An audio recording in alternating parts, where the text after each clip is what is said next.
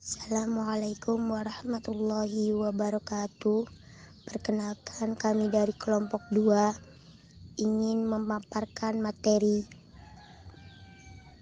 mata kuliah usul fikih yang berjudul Sejarah Perkembangan Usul Fikih yang beranggotakan Ayu Ratnasari, Eko Priyanto, Siska, Tiara Alawiyah, dan Fahmi. Baik, singkat waktu presentasi kami mulai. Kepada pembaca materi dipersilahkan. Assalamualaikum warahmatullahi wabarakatuh. Perkenalkan, nama saya Eko Priyanto. Saya ingin memaparkan sedikit sejarah perkembangan usul fikih. Sejarah tersendiri yaitu ilmu yang menyelidiki perkembangan peristiwa dan kejadian di masa lampau.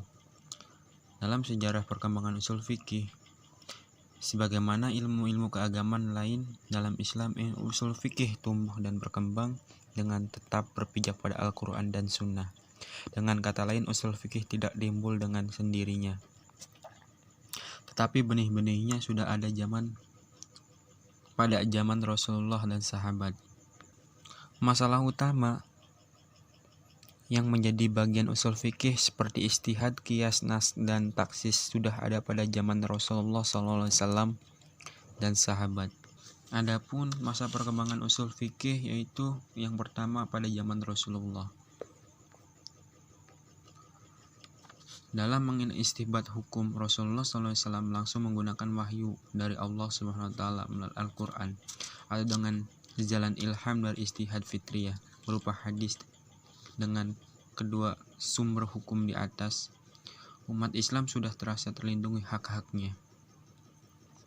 Rasulullah SAW juga sudah berhasil meletakkan dasar hukum secara universal berwawasan internasional yang bersifat antisipatif berlaku sepanjang masa. Hal ini terlihat dalam dialog Rasulullah SAW dengan Mu'adz bin Jabal. Assalamualaikum warahmatullahi wabarakatuh. Saya di sini akan menyampaikan tentang pada masa sahabat. Pada masa sahabat, perluasan daerah kekuasaan Islam dimulai. Jumlah umat Islam semakin bertambah, peristiwa beragam terjadinya. Penetapan hukum sudah tidak dipegang lagi oleh Rasulullah SAW sebagai figur tunggal. Maka jalan yang ditempuh oleh para sahabat dalam menetapkan hukum suatu masalah adalah sebagai berikut. 1. Berpedoman kepada Al-Quran dan hadis dan istijad pada sahabat. 2. Dengan penguasaan bahasa Arab yang sempurna dapat menganalisis nas dalam Al-Quran maupun hadis. 3. Meniru cara Rasulullah SAW dalam perbuatan undang-undang hukum.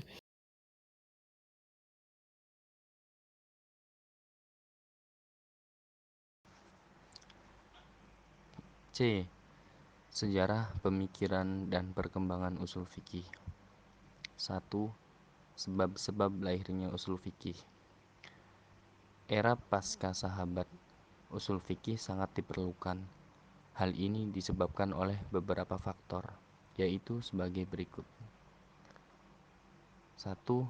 Perdebatan dan perbedaan dikarenakan belum adanya kaidah-kaidah atau perundang-undangan untuk mengaturnya. Kedua, perkembangan umat Islam yang sangat tepat. 3. Bahasa Arab yang sudah bercampur tangan dengan bahasa asing. Assalamualaikum warahmatullahi wabarakatuh. Nama saya Siska. Saya ingin membacakan mengenai lahirnya fikih dan usul fikih. Fikih lahir lebih dahulu daripada usul fikih. Hukum fikih lahir sejak masa Rasulullah SAW, sedangkan usul fikih lahir pada abad kedua Hijriyah. Istinbat hukum Islam pada masa Rasulullah SAW dan masa sahabat tidak membutuhkan qawaidul al-tashri' dan qawaidul al-lughah. Sedangkan pada masa sesudahnya, mulai abad kedua, memerlukan kaidah-kaidah tersebut dengan sebab-sebab tertentu. Kodifikasi fikih lebih dahulu adanya dibandingkan usul fikih. Usul fikih lahir dahulu sebelum fikih. Usul fikih merupakan alat untuk menetapkan hukum fikih. Tanpa usul fikih tidak ada hukum fikih. Maka peran usul itu adalah apa-apa yang diciptakan di atasnya usul adalah lainnya usul, yaitu fikih. Proses penetapan hukum diperlukan adanya dalil dan kaidah-kaidah. Di dalam surat Al-Maidah disebutkan, penuhilah janji. Tetapi bagaimana hukumnya menepati janji? Apakah wajib, sunnah, atau mubah?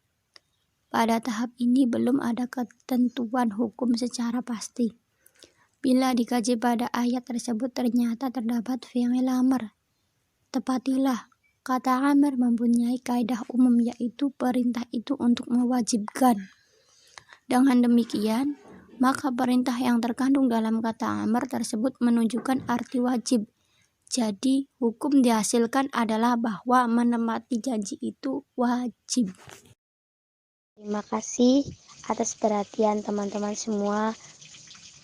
Kurang lebihnya mohon maaf. Billahi taufik wal hidayah. Wassalamualaikum warahmatullahi wabarakatuh.